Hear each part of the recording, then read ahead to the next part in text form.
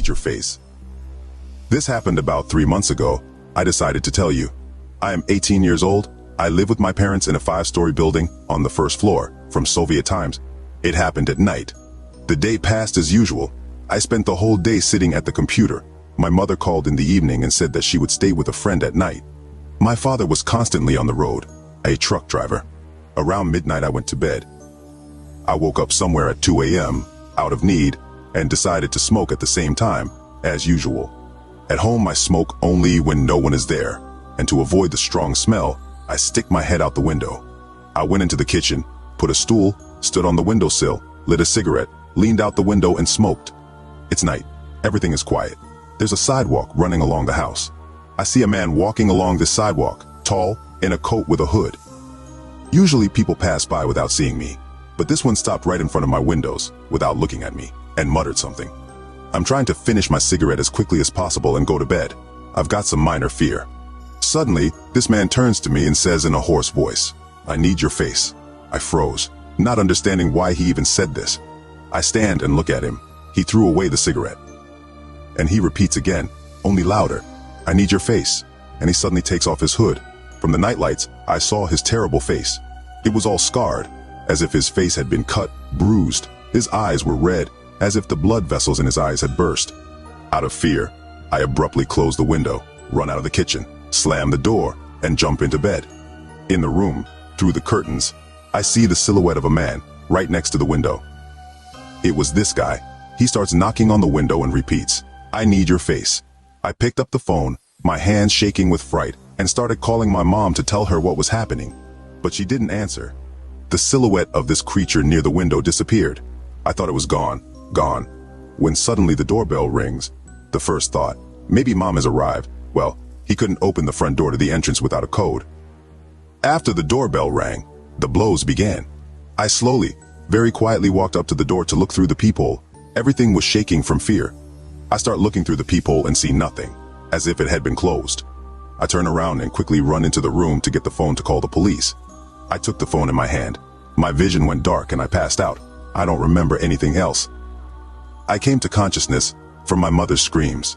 Further in her words, I entered the entrance, approached the door of our apartment, and was surprised because the door was ajar. I went into your room, and you were lying on the floor, and there was blood all over your face. I called an ambulance. I spent a month in the hospital with 2 cuts on my face, leaving scars from my right ear to my chin, and from my left ear to my cheek. Someone probably scared him off, maybe neighbors, but he wanted to cut out my face. I still don't understand how he opened the door to my apartment, because the locks were intact. There were no attempts to break into them. Naturally, I told this to the police and wrote a statement, but the investigation never found him. The case was closed after 1.5 months. Story 2, Oculus. May 11th, 2014. Is this really him? Ray exclaimed joyfully. Yes, in honor of the successful end of the school year. Anyway, in the summer, all my friends will leave, so there will be something to do for a couple of days before leaving for the farm. Ray's parents had some financial problems, so instead of going to summer camp where all their son's friends went, they decided to send him to his grandfather's farm. And during adolescence, it would not hurt for a boy to spend some time away from the bustling city. Helping the grandfather mow the grass, feed the livestock, and weed the beds could contribute to the speedy completion of this difficult period in the child's life. Thank you very much. Ray was sitting on the floor with a large box in his hands. She's been the one who's been featured in TV commercials for the past few weeks. The voiceover excitedly chattered. Our new virtual reality helmet will give you complete immersion in the game and create an unimaginable atmosphere of being present in what is happening. And remember, dear, we love you, Mom said tenderly. May 12, 2014. And do you really have the feeling that you are in the game itself? Dave, Ray's friend, asked with a hint of envy in his voice. Complete immersion in the game. You can't imagine. On Ray's head was a moderately large helmet, somewhat reminiscent of glasses, but without lenses. From the glasses, like a snake, a wire snaked to the computer, transmitting images from the monitor to the helmet. Ah, damn it. Ray's race car crashed into the track's fence and overturned. Dave, who was watching Ray play on the computer monitor, smiled slightly. Will you accompany me? A bus arrived for Dave, taking him to the camp, which now stood near his house. No, sorry, I still have a couple of games downloading, Ray answered without taking off his helmet. Then see you next school year, Ray. Bye. May 13th, 2014, 1728. Ray, we'll be back for dinner. And close all the windows. They are forecasting a severe thunderstorm today. Of course. Mom, good luck, Ray answered impatiently. As soon as the front door closed, which meant that he was in charge of the house for several hours, Ray rushed to the computer. So, horror time. Already wearing a helmet, Ray said into the void, clicking on the icon of the game that had just downloaded. 1815. Did I hear it?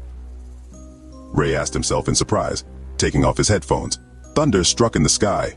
Without even getting up, Ray realized that it was raining outside. Having come to his senses, he rushed to close the windows. 1841.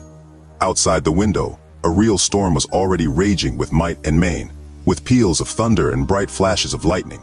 Ray continued to wander in the virtual house, with ghosts and monsters jumping out from around the corner. Barely audible rumbles in the sky made their way through the headphones. The game was actually creepy. The feeling of being in a dark, grotesque house was terrifying, and, at the same time, delightful. It was impossible to tell whether an ordinary closet or a fiend was waiting for you around the corner. Ray just needed to go around one of those corners. He had already met monsters in the dark corridors of the mansion, but it still took the boy's breath away. Maybe we should take off our helmet and rest, Ray thought, but immediately gave himself an answer. No, one last turn around the corner, and then you can rest. Slowly but surely, he turned the corner, and then he was blinded by a bright flash of white light. Ray was blinded for a second, and there was a feeling in the pit of his stomach. Then everything returned to its place. The creaking of the floorboards of the old mansion was heard in my ears, and a dark corridor stood in front of my eyes. But in a strange way, the rustling sounds became better heard, and the dark corridor became visible more clearly, as if he was actually in the mansion. It's time to rest, Ray thought with a little anxiety, and tried to take the helmet off his head. But it wasn't there. He felt only his hair and nothing more. Then the boy was seriously scared, because the picture was still before his eyes. He tried to feel for the computer mouse with his hand, but nothing happened. Gradually, Ray began to panic. Already hysterical, he began flailing his hands in the air. Nothing. Then he tried to take a step, and he stepped into the darkness of the mansion's passage.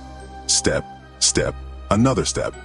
Now he was already running along the corridor, and his worst fears began to be confirmed. But this is impossible, Ray said through tears. To confirm his words, ugly creatures began to crawl out of the darkness. May 14th, 2014. James Cohen, forensic scientist. The cause of death of 14-year-old Ray Cooper was an electrical short circuit due to a storm last night at approximately 6:41 p.m.